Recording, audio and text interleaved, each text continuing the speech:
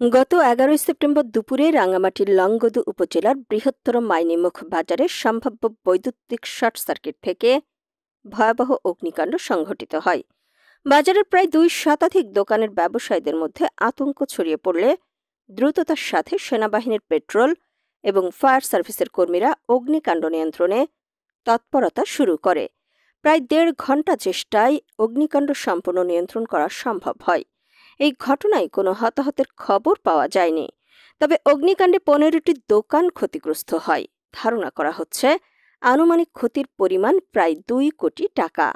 স্থানীয় সূত্রে জানা গেছে, সেনাবাহিনী সময়োচিত পদক্ষেপ গ্রহণ না করলে সম্পূর্ণ মাইনীমুখ বাজার অগ্নিকাণ্ডে ভস্মীভূত হয়ে যাওয়ার সম্ভাবনা ছিল।